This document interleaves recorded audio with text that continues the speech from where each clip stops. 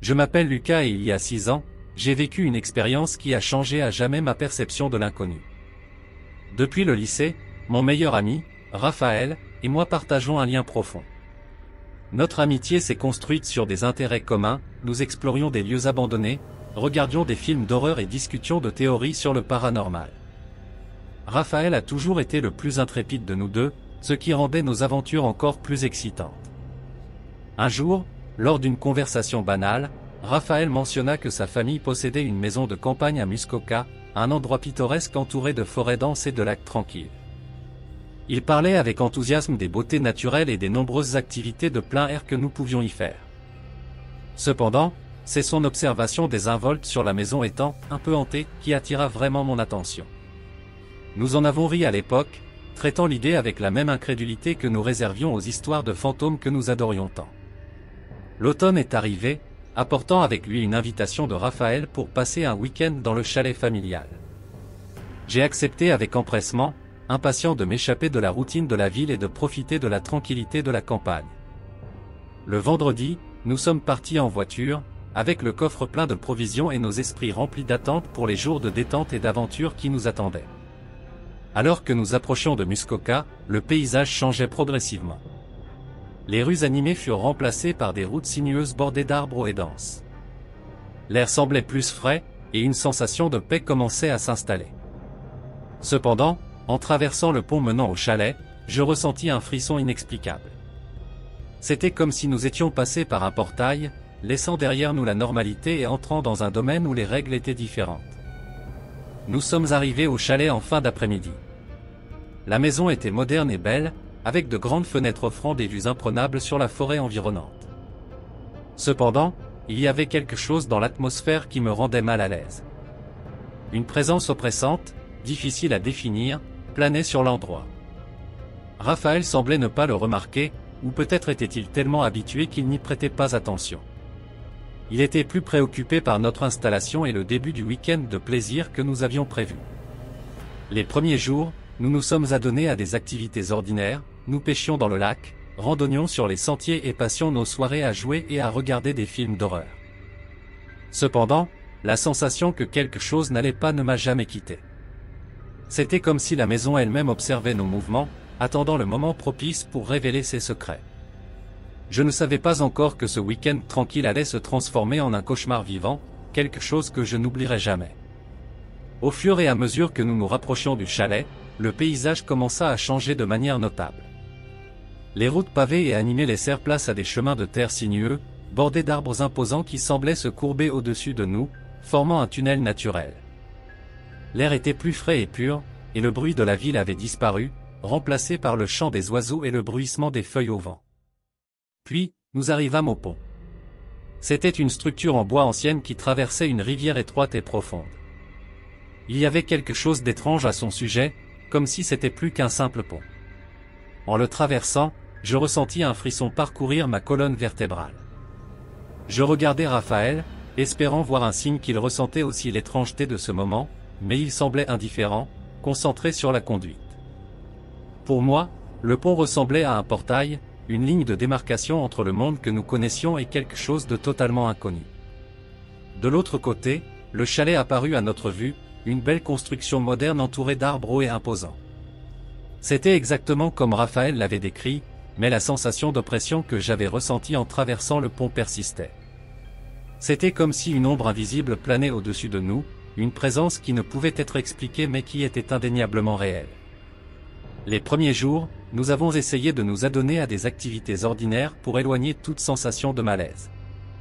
Raphaël et moi pêchions dans le lac proche, explorions les sentiers environnants et passions nos soirées à jouer et à regarder nos films d'horreur préférés. Pendant la journée, la maison semblait normale, presque accueillante.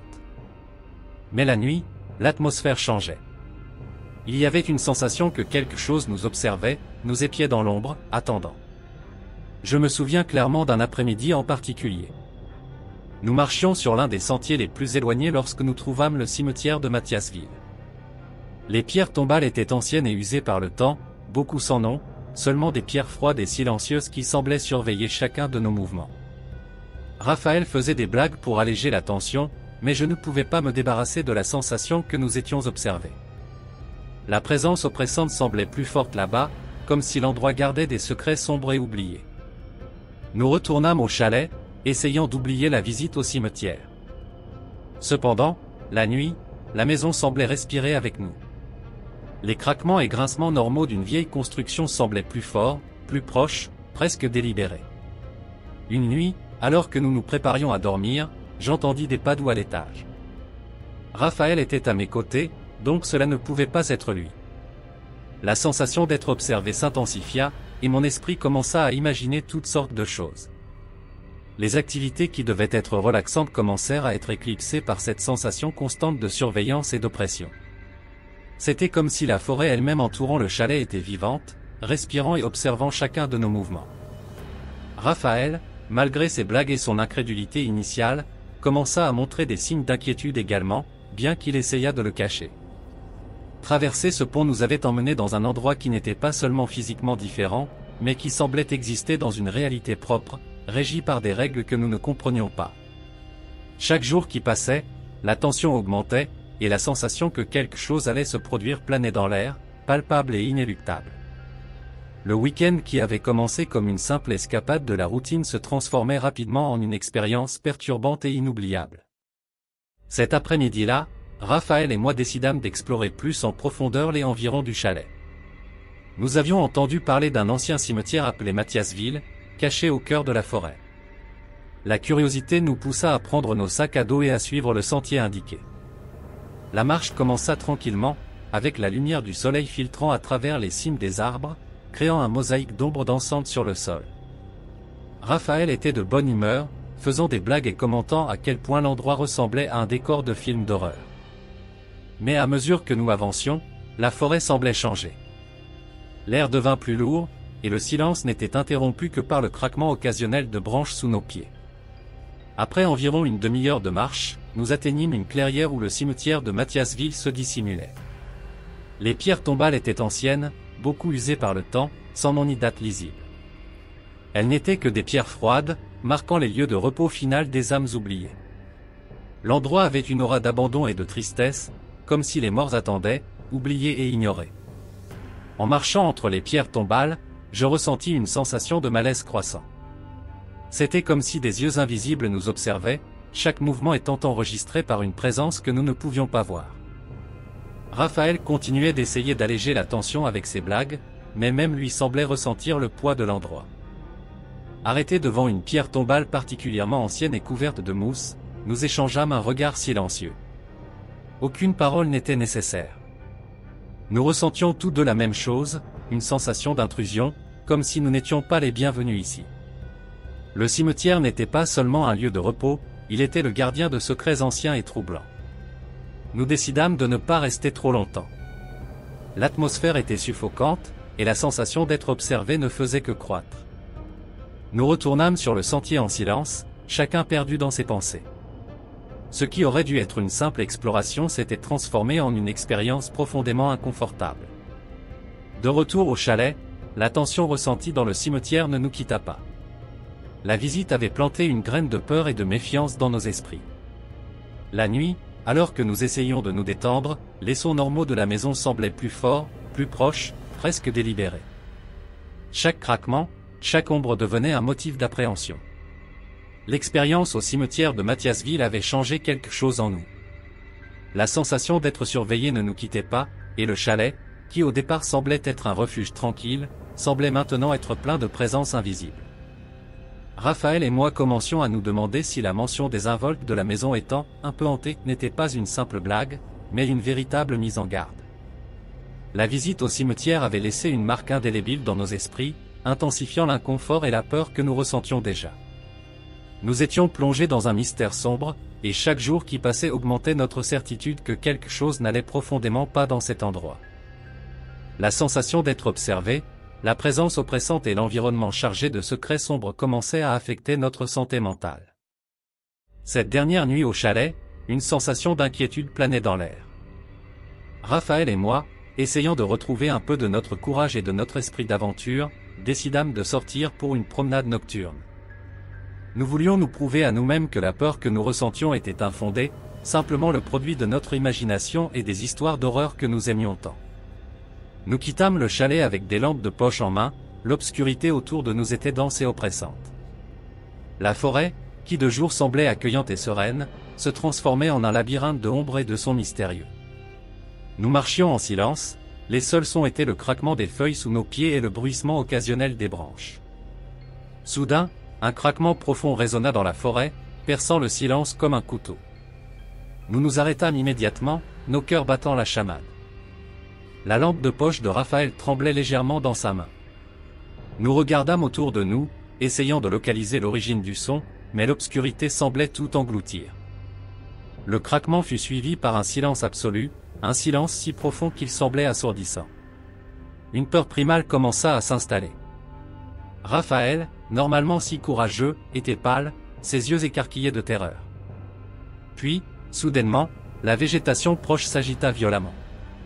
Quelque chose de colossal se déplaçait entre les buissons. Une panique absolue nous envahit. Sans réfléchir, nous commençâmes à courir en direction du chalet, nos pieds se déplaçant plus vite que je ne l'aurais jamais cru possible. La course de retour fut un brouillard de peur et d'adrénaline. Chaque ombre, chaque son semblait être une menace imminente. Lorsque nous aperçûmes enfin le chalet, il ressemblait à un phare de sécurité au milieu du chaos. Nous entrâmes précipitamment, verrouillant la porte derrière nous, essayant de retrouver notre souffle et notre calme. Mais la véritable épreuve ne faisait que commencer. Peu après notre installation, encore tremblant de peur, nous entendîmes des pas lourds à l'étage. C'était un son distinct, comme si quelqu'un marchait avec des bottes de travail, marquant chaque pas avec une intensité menaçante. Je regardais Raphaël, espérant voir une explication dans son regard, mais il était aussi terrifié que moi. Les pas continuaient, résonnant dans toute la maison comme un marteau frappant notre santé mentale. Chaque son ressemblait à un coup direct à notre courage, un rappel constant que nous n'étions pas seuls. La sensation d'être chassés, d'être sous la surveillance d'une présence invisible, était écrasante. Nous restâmes assis dans le salon, incapables de bouger, paralysés par une peur absolue. Les pas continuèrent pendant une heure interminable, chaque minute s'étirant comme une éternité. L'impact psychologique fut dévastateur. Je sentais mon esprit se désintégrer lentement, consumé par la terreur et l'impuissance. Raphaël essayait de rester calme, mais je pouvais voir dans ses yeux qu'il était au bord du désespoir. Finalement, les pas cessèrent, laissant place à un silence oppressant. Mais la peur ne disparut pas. Nous restâmes éveillés toute la nuit, nos sens en alerte maximale, attendant que les pas recommencent à tout moment. Lorsque le matin arriva enfin, nous étions épuisés, tant physiquement que mentalement. L'expérience de cette nuit nous laissa marqués à jamais. La sensation d'être observés, chassés, et la présence invisible qui semblait nous poursuivre à l'intérieur du chalet, transformèrent une simple promenade nocturne en un cauchemar éveillé. C'était une terreur qui ne pouvait être expliquée, seulement ressentie, et qui changea à jamais notre perception du monde qui nous entourait. Lorsque le soleil se leva enfin, apportant un peu de soulagement à notre peur paralysante, Raphaël et moi étions encore éveillés, épuisés et bouleversés. La maison, qui auparavant semblait si accueillante, paraissait maintenant être un lieu de mystère et de danger. Nous étions impatients de confronter la mère de Raphaël, qui était arrivée ce matin-là pour passer le week-end avec nous. Quand nous mentionnâmes les pas lourds de la nuit précédente, elle fronça les sourcils, visiblement confuse. « Je ne me suis pas levé pendant la nuit, » dit-elle avec fermeté. « J'étais tellement fatigué que j'ai dormi profondément. » Ces mots, bien que sincères, ne firent qu'intensifier notre malaise. Si ce n'était pas elle, alors qui ou quoi avait marché à l'étage pendant ces heures interminables? Le déni de la mère de Raphaël fut suffisant pour nous convaincre que quelque chose de véritablement malveillant était présent dans le chalet. Nous décidâmes d'enquêter plus en profondeur sur l'histoire du lieu, dans l'espoir de trouver une explication aux événements troublants que nous avions vécus. Nous cherchâmes d'anciens registres et parlâmes à des habitants locaux, essayant de percer le mystère. C'est au cours de l'une de ces conversations que nous découvrîmes l'histoire de l'ancienne scierie qui fonctionnait à proximité du chalet. Selon les récits, le propriétaire de la scierie avait subi une tragédie horrible. Son fils, un jeune garçon de seulement 10 ans, était mort dans un terrible accident de travail. L'histoire racontait que le garçon avait été écrasé par un tronc d'arbre, une mort douloureuse et prématurée qui avait laissé une marque indélébile dans la communauté. Cette découverte jeta une nouvelle lumière sur nos expériences. La présence que nous ressentions, les pas lourds, la sensation d'être observé, tout semblait lié à cet événement tragique. La douleur et la souffrance du garçon semblaient s'être imprégnées dans la terre, créant une présence inquiétante qui hantait encore l'endroit. Avec cette nouvelle compréhension, Raphaël et moi commençâmes à réfléchir à l'impact durable de l'expérience. Pour moi, cette incursion dans le monde paranormal fut la première et unique fois où j'ai ressenti quelque chose au-delà de la réalité tangible. L'expérience me laissa une marque indélébile, une peur profonde de l'inconnu que je porte encore en moi. Cette expérience changea la manière dont je vois le monde. Ce qui autrefois n'était que des histoires d'horreur et des légendes urbaines, étaient maintenant des réalités possibles, des choses qui pouvaient vraiment exister dans les ombres. La sensation de vulnérabilité, d'être à la merci de forces invisibles et incontrôlables, est quelque chose que je n'oublierai jamais. Même maintenant, des années plus tard, le souvenir de cette nuit au chalet me hante encore. La sensation d'être observé, les pas lourds résonnant à l'étage, et la découverte tragique qui donna un sens à tout, restent gravés dans ma mémoire. Je ne peux plus regarder l'obscurité sans ressentir un frisson, un rappel constant que l'inconnu est toujours à l'affût, attendant d'être découvert. Cette expérience ne marqua pas seulement la fin de ma curiosité pour explorer le paranormal, mais renforça aussi mon respect pour l'inconnu. Il y a des choses dans ce monde que nous ne comprendrons peut-être jamais complètement, et parfois, il vaut mieux laisser certains mystères sans réponse.